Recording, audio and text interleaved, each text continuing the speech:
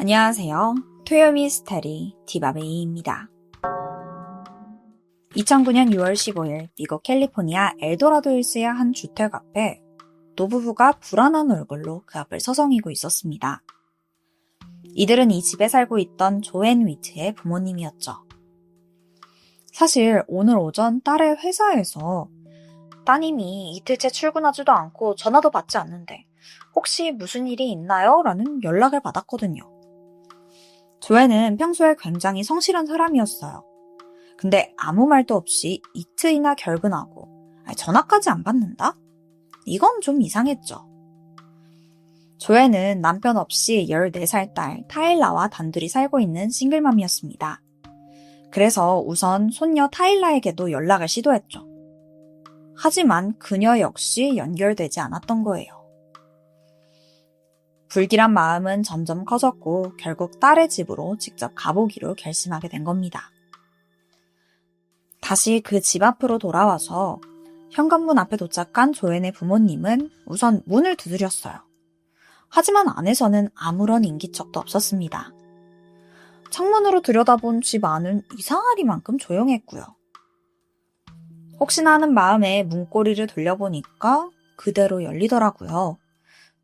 조앤 조심스럽게 딸의 이름을 부르며 집안을 둘러보다가 침실로 향하는데 이 침대 위에 누가 누워있는 것 같았어요. 당연히 딸일 거라는 생각에 어디 아프기라도 한 건가? 천천히 다가가 이불을 살짝 걷어 올립니다. 그리고 그 순간 충격에 얼어붙고 말아요. 거기엔 온몸이 피로 물든 채 이미 싸늘하게 식어버린 딸의 시신이 있던 거예요. 부모는 이 끔찍한 광경에 곧장 경찰에 신고하게 됩니다. 현장은 말 그대로 참혹했어요. 조앤의 온몸에는 20군데가 넘는 깊은 자상이 있었고 특히 목 부위에는 거의 절단된 상태였죠. 그리고 약 4일 전인 6월 11일, 이날 사망한 걸로 추정됐습니다. 그런데 문득 한 사람이 떠오르지 않나요? 손녀 타일라. 타일라는 지금 어디 있는 거죠? 조앤의 부모님은 이 집안 구석구석을 뒤지면서 손녀를 찾았어요. 하지만 그 어디에도 그녀의 모습은 보이지 않았습니다. 혹시 엄마 조앤이 사망한 날 타일라에게도 무슨 일이 있었던 건 아닐까요? 경찰은 바로 그녀의 행방을 추적하기 시작했죠.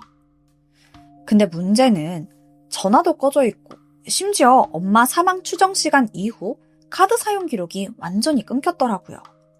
그러니까 이 흔적이 전혀 남아있지 않아요. 근데 집안을 수색하던 경찰은 뭔가 이상한 점을 느끼기 시작합니다. 딸 타일라가 납치를 당했다거나 무슨 일을 당했다라고 보기에는 계속 이상한 정황들이 나오는 거예요. 우선 집을 아무리 살펴봐도 외부 침입 흔적이 전혀 없었고 귀중품도 도난당하지 않았어요. 유일하게 사라진 건 타일라의 옷과 비상금, 그리고 일기장 같은 개인 물품뿐이었죠.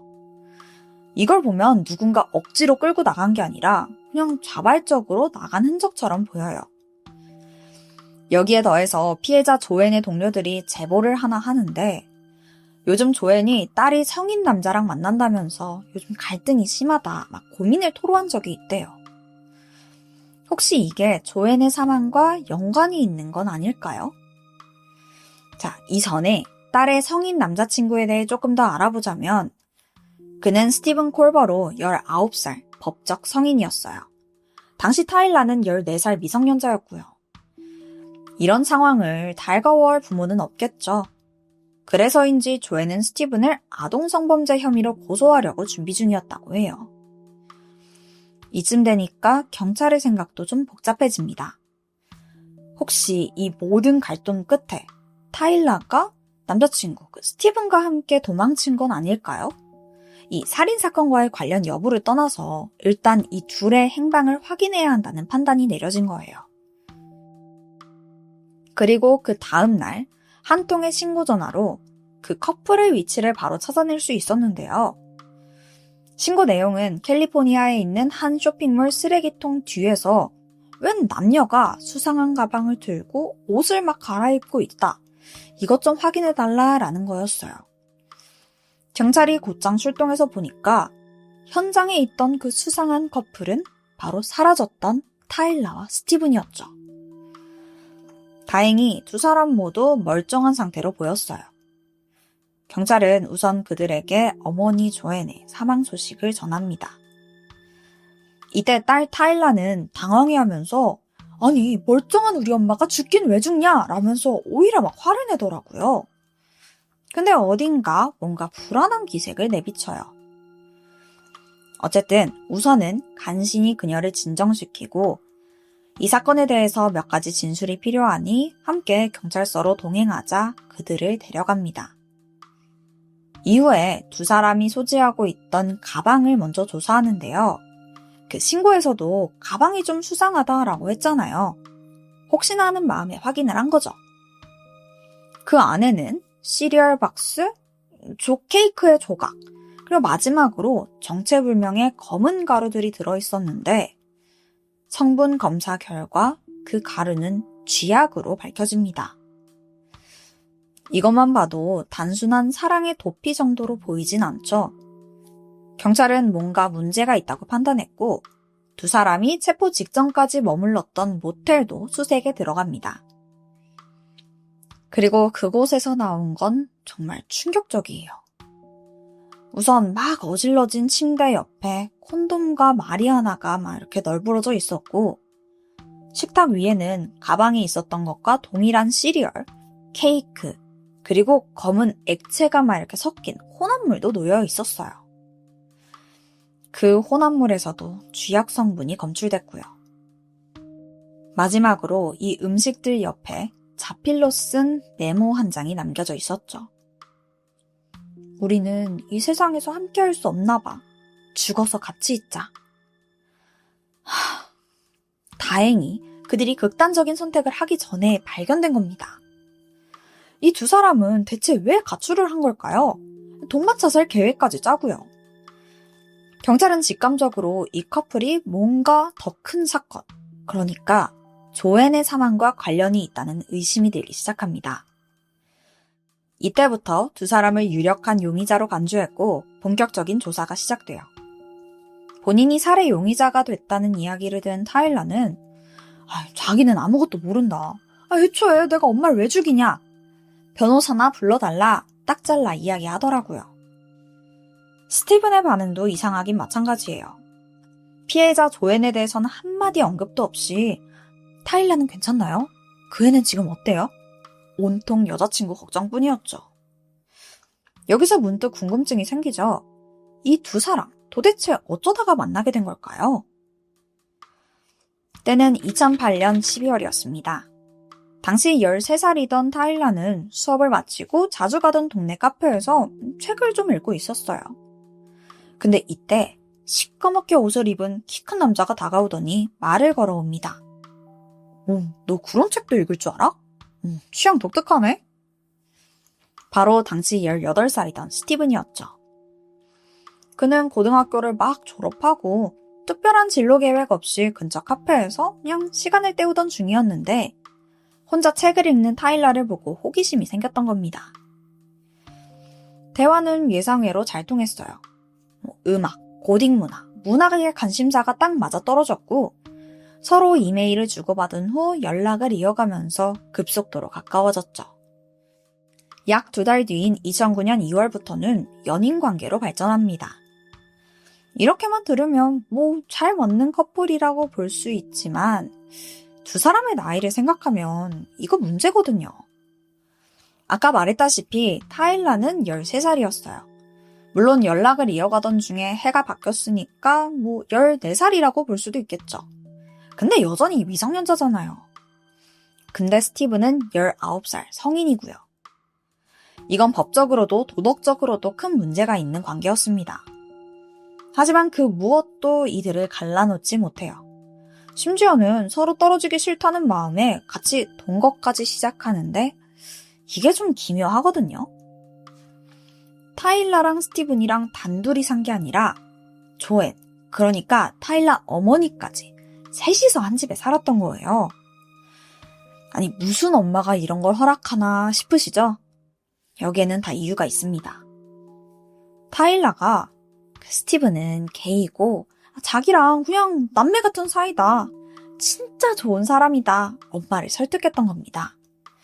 그래도 어린 딸이랑 단둘이 사는데 모르는 남학생이 이 집에 들어와 산다는 게 못마땅했지만 자식 이기는 부모 없다고 막 딸이 스티븐 집이 힘들어서 그런다. 진짜 불쌍한 애다. 막 구슬리니까 엄마도 넘어간 거예요. 긴 고민 끝에 빈 방에서 지내게 해줬죠. 하지만 얼마 못 가서 사건이 터지는데요. 두 사람은 항상 조앤이 회사를 간 틈을 타서 마리화나나 코카인 등 각종 마약을 사용하면서 완전 일탈을 즐기기 시작했어요. 근데 이걸 조앤에게 들킨 건 아니었고요. 더 큰 일이 벌어지거든요.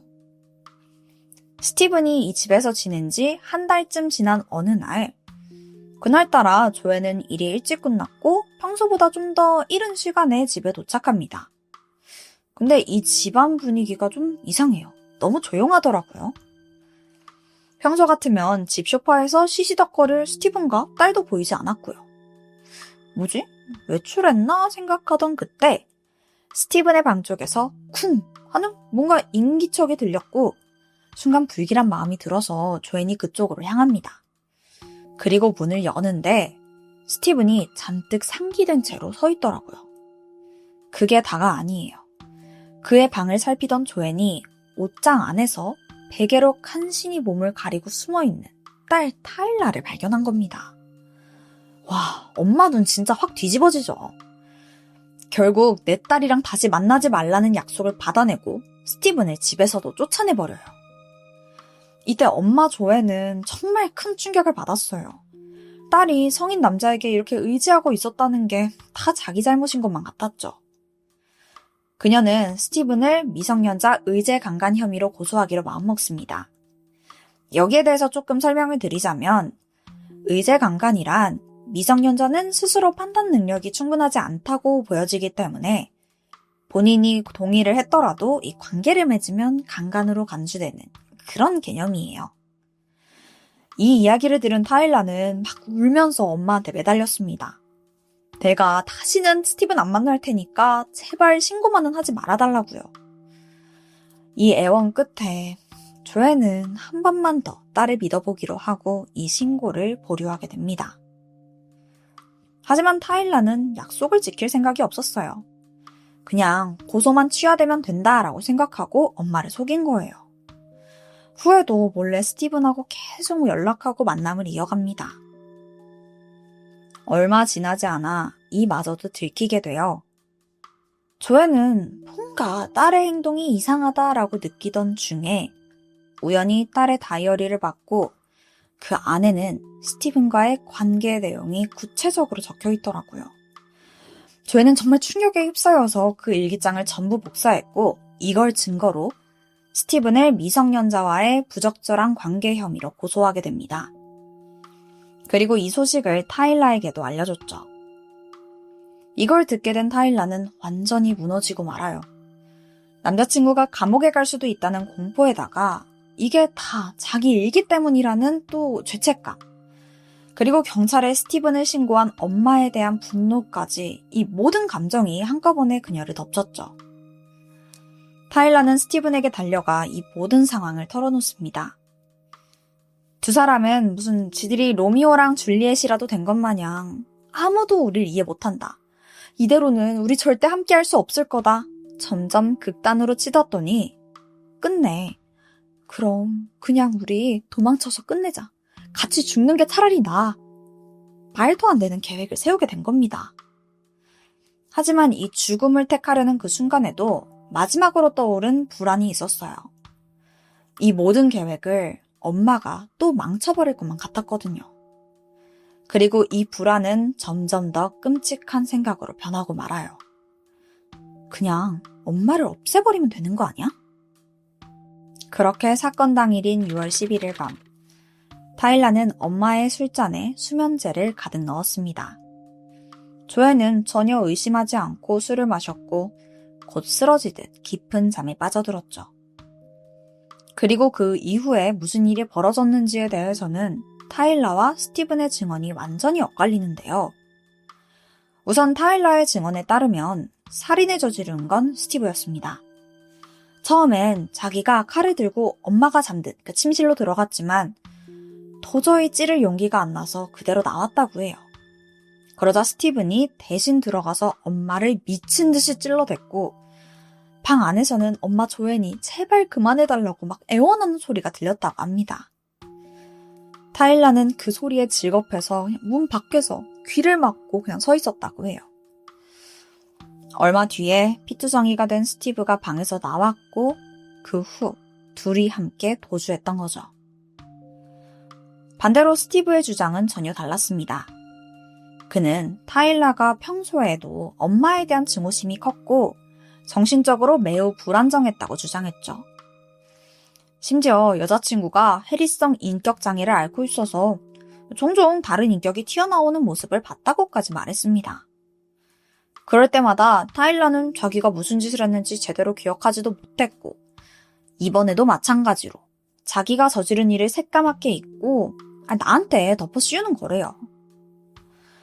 한때는 서로가 전부다 이렇게 얘기하던 두 사람은 이제는 서로를 향해 죄를 미루더라고요. 이게 참 어이없지 않나요? 2011년 6월 두 사람의 재판이 시작됩니다. 엇갈린 주장에 대해서 검찰의 반응은 어땠을까요? 검찰은 둘 중에 타일라의 진술에 신빙성이 있다고 판단했습니다. 우선 조앤의 손톱 밑에서 피부 조직이 발견됐고 DNA 검사 결과 남성이라고 판명났거든요. 그리고 현장에 있던 남성은 스티븐이 유일했고요. 조사가 진행될수록 모든 정황이 그가 직접 공격자였다라는 증거로 이어졌습니다. 그리고 또 하나 결정적인 증언이 나오기도 해요. 범행 직후 이 두 사람은 한 친구의 집에 잠깐 숨어들었는데 스티븐이 자기가 여자친구 엄마를 죽였다고 말했다는 겁니다. 게다가 친구에게 피가 묻은 칼을 보여주면서 이걸로 조앤의 목과 배를 찔렀다라고 얘기했죠. 이 증언은 후에 배심원단의 선택에 큰 영향을 주게 됩니다. 그렇다면 재판 결과는 어땠을까요? 타일라는 플리바겐을 통해 2급 살인 혐의에 대해서 자백을 하게 돼요. 그렇게 처음 25년형에서 감형이 되어 최종 15년형을 선고받게 됩니다. 반면 스티븐은 끝까지 억울하대요. 하지만 현장에 남아있던 DNA 증거, 혈흔 패턴, 그리고 친구의 증언까지 이 모든 정황이 그를 불리하게 만들었습니다. 결국 스티븐에게 1급 살인 혐의에 대해 유죄가 판결됐고 그는 가석방 없는 종신형을 선고받죠. 참고로 2022년 8월 타일라는 복역 13년 만에 가석방됐고 현재는 사회로 돌아와 평범한 삶을 지내고 있다고 해요. 어머니 조앤은 더 이상 누리지 못하는 그 일상들을요. 현재 타일라의 생활 기반에 대해서는 공개된 공식 정보는 없다고 전해집니다. 스티븐은 여전히 수감 중이고요. 사랑은 사람을 변화시키죠. 근데 그게 항상 좋은 쪽으로만 흘러가진 않더라고요. 타일라는 감정 하나에 휘둘려서 세상에서 가장 소중한 걸 잃었습니다. 스티븐과 타일라가 나눈 그 관계를 과연 사랑이라고 이야기할 수 있을까요? 제가 준비한 스토리는 여기까지입니다. 지금까지 토요미스테리 디바메이였습니다. 안녕하세요. 토요미스테리 디바메이입니다. 2008년 9월 26일 미국 텍사스에 있는 작은 가게에 평소 잘 근무하던 직원이 무단 결근을 하면서 오늘의 사건이 시작됩니다. 그녀는 44살이던 수잔 베일리였는데 홀로 두 남매를 키우던 워킹맘이었어요. 자식들은 17살 제니퍼와 13살 데이비드였고요. 둘 다 아직 학생이다 보니까 엄마 혼자 생활비를 충당하느라고 매달 빠듯했죠. 밤낮 없이 투잡을 뛰었고요. 또 근데 그런 상황에서 직장에 단 한 번도 지각한 적이 없을 정도로 굉장히 성실한 직원이었어요. 그녀의 무단 결근 자체가 처음 있는 일이었죠. 그래서 사장은 계속해서 전화를 걸어보는데 휴대폰도 또 집 전화도 전혀 응답하지 않는 거예요. 결국 비상 연락망을 뒤져서 수잔의 어머니에게 연락을 했고 그녀 또한 의아해하면서 곧장 손주인 제니퍼와 데이비드에게 전화를 해봅니다. 근데 이상해요. 손주들도 다 답이 없는 거예요. 너무 걱정이 됐던 수잔의 어머니는 일단 경찰에 신고를 하게 됩니다. 얼마 후 경찰은 바로 수잔의 집으로 향했고 몇 번이나 문을 두드리는데 응답이 전혀 없어요. 그래서 주변도 살펴봤죠. 근데 문을 강제로 딴 흔적도 없고 차고에 차도 없어요. 그냥 외출한 거 아니야? 싶었죠. 결국 경찰은 특이사항이 더 없어서 추가로 조사를 이어가진 않았습니다. 하지만 그 이후로도 수잔은 무려 이틀간 연락이 되지 않아요. 게다가 두 남매의 행방도 묘연했고요. 그러다가 실종 3일째, 수잔네 집에서 북쪽으로 725마일, 그러니까 약 1200km나 떨어진 사우스 다코타주, 그러니까 원래 살던 텍사스주가 아니라 아예 다른 주에서 의외의 소식이 들려옵니다. 우연히 지역 순찰을 돌던 경찰이 주유소 근처에서 실종된 수잔의 차를 몰고 있는 학생들을 발견한 거예요. 그래서 바로 검문을 하게 되는데 즉각 이 사실을 수잔 지역 경찰에게도 알렸죠. 그러면 이 수잔의 차를 운전했던 이들은 누구였을까요? 일단 차에 있던 아이들은 총 3명. 그리고 그중 둘은 수잔의 자식들이에요. 제니퍼와 데이비드요. 그리고 나머지 한 명은 제니퍼의 남자친구 폴 헨슨이었습니다. 이 소식은 빠르게 수잔의 어머니에게도 전해졌죠. 물론 이 손주들을 찾았다는 건 너무 다행이었지만 사실 이 상황이 좀 이해가 안 됐어요. 왜냐하면 수잔 성격상 면허도 없는 아이들을 그냥 막 이렇게 운전하도록 내버려 둘 리가 없었거든요. 아무리 생각해도 이 찝찝한 기분에 그녀는 다시 한번 딸 수잔의 집을 제대로 조사해달라고 요청합니다. 마침내 지난 이틀간 닫혀있던 수잔의 자택의 문이 열립니다. 그리고 경찰이 마주한 건 코를 찌를 듯한 악취예요. 불길한 생각에 바로 집안 수색을 이어가는데 2층 계단 앞에서 쓰러져 있는 수잔을 발견했죠. 이미 숨이 끊어진 상태예요. 게다가 시신 주위로 피 웅덩이가 고여있을 정도로 상당히 끔찍한 모습이더라고요. 게다가 카펫과 벽, 또 문까지 전부 피가 물들어 있었습니다. 당시 출동했던 경찰의 말에 따르면 그 집이 마치 도살장 같았다고 해요. 그러니까 말 그대로 피칠갑이 되어 있던 거죠. 얼마 후 부검 결과는 더 심각했어요. 우선 시신에서 다량의 타이레놀 성분이 검출되는데 아마 살해하기 전에 좀 몽롱하게 만들려고 그랬던 것 같아요. 그리고 두개골은 전부 깨져버린 상태였죠. 수차례 반복해서 내려친 것으로 추정됩니다. 이 상처만 보더라도 엄청난 원한이 있는 게 아닌가 생각될 정도로요. 한편 경찰은 범인의 흔적을 찾기 위해 집을 더 조사하기 시작합니다. 근데 뭐랄까 이 범인이 좀 허술한 느낌? 증거를 굉장히 많이 남겼더라고요. 우선 냉장고에서 초콜릿 푸딩이 있는데 그 성분을 조사해보니까 바로 여기서 다량의 타이레놀이 함유되어 있었어요. 수잔이 이걸 먹고 정신을 잃었을 것으로 추측되죠. 또한 욕실에는 수상한 단서들이 정말 많았는데 일단 이 뭉텅이로 잘려둔 주인을 알 수 없는 그 머리카락이 있었고요. 또 욕조에는 물에 잠겨있는 핸드폰과 살인에 사용한 흉기가 발견됩니다. 여기서 강한 표백제 냄새가 풍겼는데 아마도 그 흔적을 지우려고 시도한 걸로 보여요. 그리고 샤워 커튼에 전기선이 피복이 노출된 채, 그러니까 겉에 그 고무가 벗겨져서 매달려 있었더라고요. 근데 이게 정말 섬뜩한데 이런 상태로 전기가 통하면 심지어 여긴 욕실이라서 물도 많은데 바로 감전되는 거잖아요. 여기서 경찰은 원래 범인이 감전을 시켜서 피해자를 살해하려다가 이게 실패하니까 결국 흉기를 사용해 죽인 것으로 추정하게 됩니다. 마지막으로 청소용품을 구매한 마트 영수증이 발견돼요. 자, 그럼 이 물건들을 산 사람만 찾아내면 범인을 특정할 수 있잖아요. 즉각 영수증에 찍혀있는 시간을 토대로 CCTV를 분석한 결과 그 주인공이 확인됩니다. 근데 그 얼굴을 확인한 경찰들은 그 자리에 얼어붙고 말아요. CCTV 속 인물은 바로 데이비드. 맞아요. 그 수잔의 13살 아들 데이비드요. 아니, 지금 이 어린애가 엄마 살인 사건에 연루됐다는 거야? 이 사실은 베테랑 경찰들마저 경악하게 만들었습니다. 근데 더 충격적인 검사 기록이 나왔네. 욕실에 있던 그 뭉텅이 머리카락이요.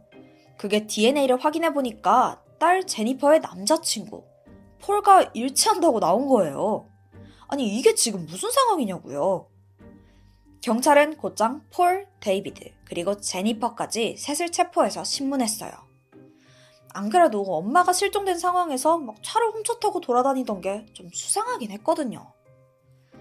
그렇게 경찰서에 도착한 아이들은 너네 우리가 너 왜 불렀는지 아냐? 라고 묻는데 이때 데이비드가 키득거리면서 대답합니다. 엄마 죽여서 온 거 아니에요? 이 모습은 너무나 기괴했어요. 13살 어린아이라고 생각하지 못할 정도였죠. 자, 그러면 누나 제니퍼는 어떻게 반응했을까요? 그녀는 기다렸다는 듯이 남자친구 폴에게 모든 책임을 다 돌리더라고요.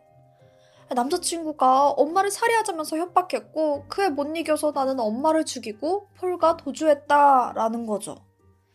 반대로 폴은 전부 제니퍼가 시킨 거라고 반대 주장을 펼쳤고요. 그러던 중 이번에 경찰은 제니퍼의 방에서 수상한 물건 하나를 발견하는데요. 그건 바로 학생증입니다. 근데 자기 게 아니고 메릴리라는 14살 소녀 거예요.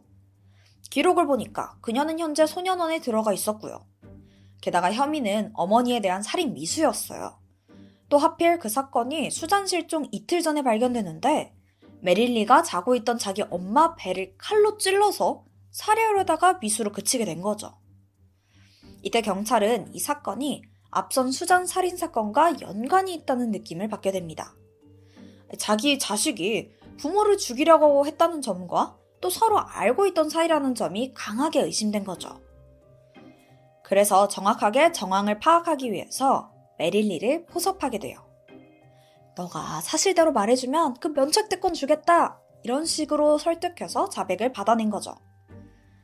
메릴리는 바로 응했고 그렇게 밝혀진 이 사건의 사실은 너무나 충격적입니다.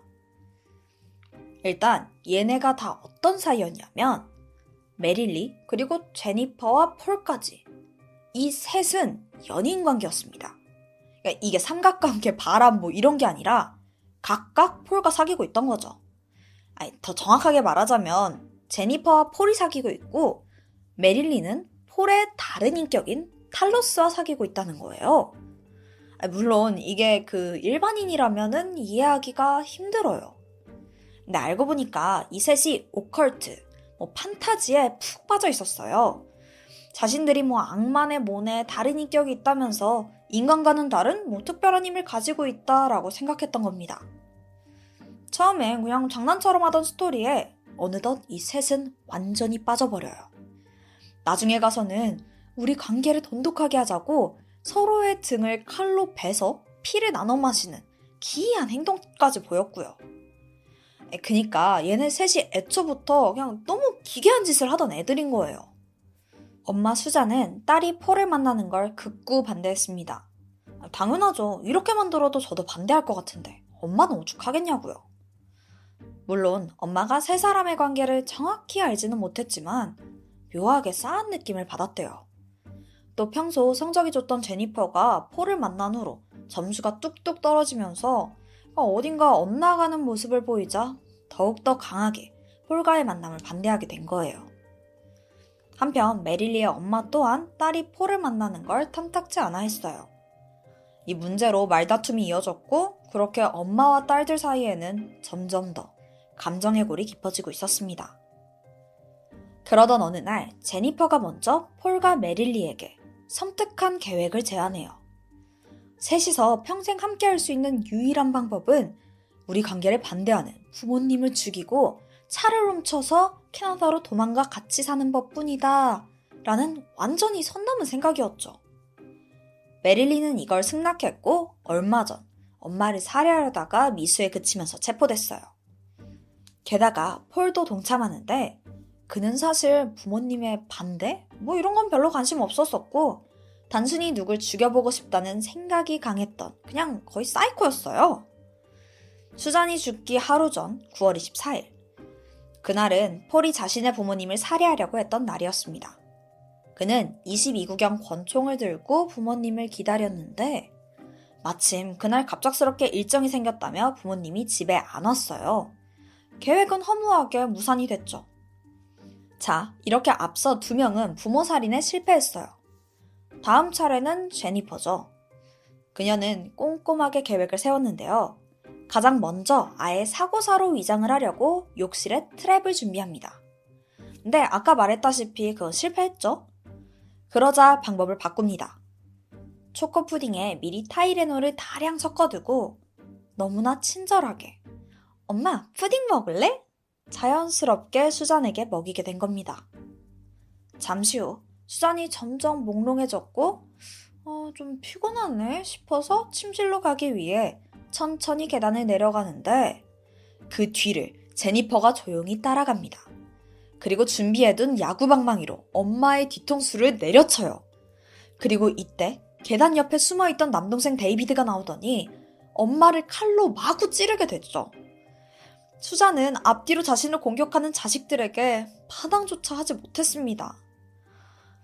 이렇게 자기 배 아파 낳은 새끼들한테 엄마가 죽임을 당한 거예요. 그리고 현장엔 사실 한 명이 더 있었는데 바로 폴이었어요. 살인 현장을 멀찍이서 지켜보고 있다가 아무래도 데이비드가 13살이다 보니까 힘이 좀 약하잖아요. 칼 공격이 제대로 먹히지 않았다고 생각했는지 잠시 후 폴이 칼을 건네봤습니다. 제니퍼가 엄마의 팔을 이렇게 잡고 있는 사이에 폴이 수잔의 목에 칼을 꽂아 넣은 겁니다. 이들의 손에 죽임을 당하는 수잔은 과연 어떤 기분이었을까요? 목숨보다 소중한 자식들이 엄마에게 이런 짓을 저지를 거라고 믿기 힘들었을 거예요. 그런데요, 여기서 의문이 들어요. 뜬금없이 동생 데이비드는 왜 살인에 동참했을까요? 이게 좀 사건의 미스테리인데 메릴리가 추정하기론 데이비드가 평소 누나 제니퍼를 광적으로 따랐다고 합니다. 사이도 매우 가까웠고요. 아마도 그냥 누나가 하자고 하니까 따랐을 걸로 보여요. 그만큼 어리기도 했고요. 2009년 제니퍼, 데이비드, 그리고 폴은 수잔 살인사건에 대해 재판대에 서게 됩니다. 판사는 세 사람 모두 동등하게 살인의 책임이 있다고 판단해요. 사건의 잔혹성을 보아서 사형을 내리고 싶지만 사실 그건 힘들었어요. 세 사람 모두 18살 미만이니까요. 결국 제니퍼와 폴은 징역 60년을 받았습니다. 또 데이비드는 13살이라는 나이가 참작이 돼서 비교적 적은 26년형을 선고받으면서 수잔 살인사건은 마무리가 됩니다.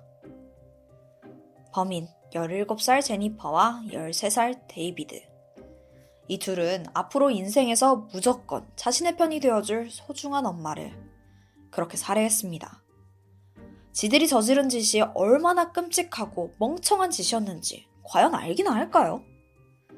저는 오늘 사건을 다루면서 도대체 어떻게 했어야 이 살인을 막을 수 있었을까 여러 번 생각했지만 도무지 그 답을 내릴 수가 없었어요.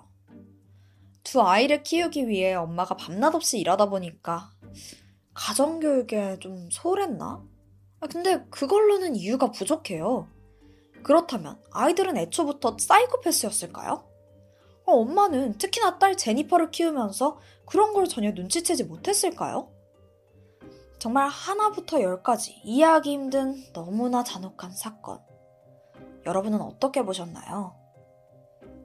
제가 준비한 스토리는 여기까지입니다. 지금까지 토요 미스테리 디바 메이였습니다.